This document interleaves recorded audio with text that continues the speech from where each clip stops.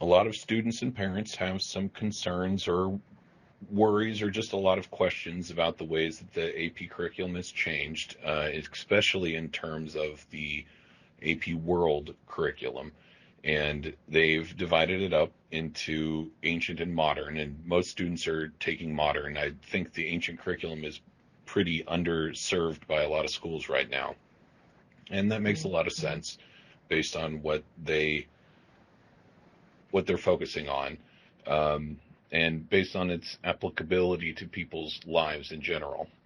So it's going basically from the Renaissance and just before the Renaissance, the context leading into the period around what in Europe is the Renaissance, and until the modern day.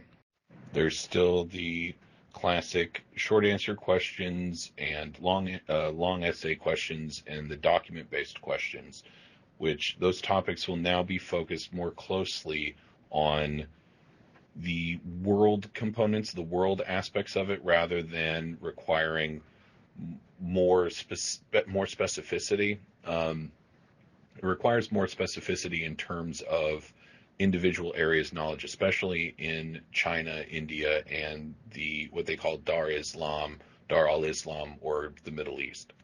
There's also a greater focus on the impacts of the interactions rather than the individual events that led to the interactions. So those need to be paid close attention to. It's in many ways it's more general than it used to be, which can make it quite hard to isolate exactly what information is relevant or not relevant. But there are still the core components related to reasoning that students need to consider. Causation, comparison, and change in continuity over time. Those three skills, those awareness of those three reasonings related to events, are present in everything with the essay questions and everything with the multiple choice questions. So students need to be aware of the timeline in terms of those three skills more than anything. So not just having the facts, but being aware of how the facts are related to each other, how those facts relate to the other facts, especially over time, and how one fact leads to another fact. Units 1 and 2 are quite broad. Unit 1 is called the Global Tapestry, which is basically setting up the situation before the world became much more connected, and the networks of exchange, which deals with trade and cultural networks that existed prior to things like the Mongol invasions and the Black Death, especially in Europe. And both Unit 1 and Unit 2 cover the years from 1200 to 1450. And those units together are somewhere between 16 and 20% of the entire test. Unit 3 is called Land-Based Empires, and Unit 4 is called Transoceanic Interconnections, and that's from 1450 to 1750. And that deals with what was the Renaissance in Europe and the Ming Dynasty in China particularly, and the Ottomans in Dar al-Islam. Those two units together account for 24 to 30% of the total test. Unit 5 is called Revolutions, and Unit 6 is Consequences of Industrialization. That covers the years, both of them together cover the years from 1750 to 1900, which deal with especially the Atlantic trade, the Atlantic slave trade, the Enlightenment revolutions, and industrialization, and how industrialization impacted different regions, especially on how it was predominantly beneficial to Europe at the expense of most other regions, especially up until that point. And that's another 24 to 30% of the content. The final three units are Global Conflict, and Unit 8 is Cold War and Decolonization, and Unit 9 is Globalization, and that's basically the 20th century to today, and that's 24 to 30%, those three of them together. Those obviously cover things like the industrialization of most of the world societies and the conflicts that arose as a result of industrialization, and the after effects of once the colonization from Unit 5 and 6 started to disperse and the changes that were associated with that. There are 6 themes, unlike AP Euro where there's 7 themes, there's 6 themes that will be explored. For my study and for my curriculum that I use to review these things, I use things that are related to these themes that are a little more straightforward, but the themes for AP Modern World, theme 1 is humans and the environment. Theme 2 is cultural developments and interactions. 3 is governance. 4 is our economic systems. 5 is social interactions and organization. And 6 is technology and innovation. And these have a good deal of overlap with the Persia GT timelines that I have students develop in my review course. If students are able to take facts that they know, consider them in light of the themes that I shortened to the Persia GT acronym, which is politics, economics, religion, society, ideology, art, and then the GT being geography and technology, then they should be able to apply those to those reasoning concepts of comparison, change in continuity over time, and contrast. And that pretty much wraps it up, I think, for the overview of what the curriculum of AP World is trying to cover right now. If anybody has any questions about that, I'll be happy to answer them. The essay portion of the history tests is always the most intimidating for students, and for good reason, because it requires quite a bit of knowledge that they have to bring to the test. And it can be hard to know exactly how much to prepare for, especially considering how much information there is in the curriculum. So what we focus on is, with that Persia GT timeline, like I talked about, making sure that students know where to put that information, but also how to write it effectively.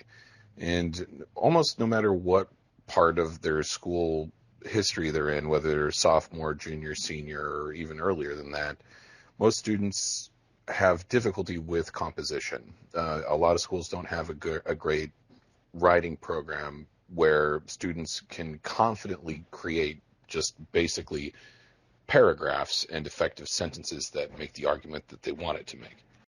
So before we do anything, I make sure that students can write an effective topic sentence or thesis statement that will directly answer the question that is being posed by any kind of question, whether it's a short answer or an LEQ or a DBQ. So in order to help with that, we start with short answer questions because they're usually answerable in a single paragraph. So once students master answering their short answer questions effectively and accurately, we then take that knowledge and we move it into answering LEQs and DBQs effectively. This also makes sense because one of the most point dense parts of the test where students can apply the most effort and get the most reward in terms of getting their score high is through effectively answering short answer questions.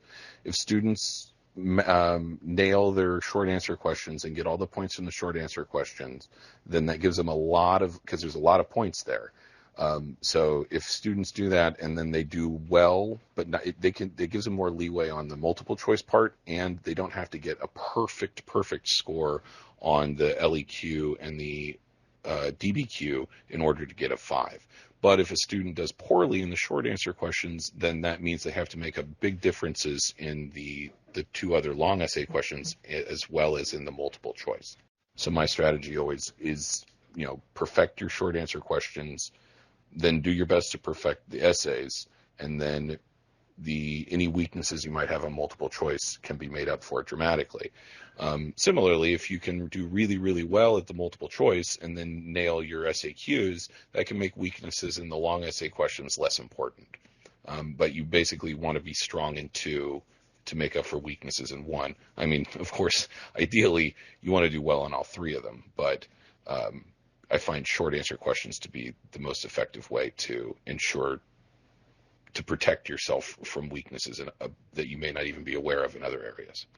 To that end, there's always writing assignments for my class. There's never going to be a point where we're not doing some amount of work on essay writing.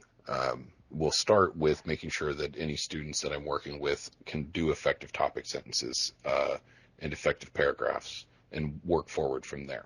It'll depend on student ability and student experience, and we'll always make sure that the most effective and important skills are developed and mastered before moving on to more detail focused or cleaning up of any mistakes that might be existing there.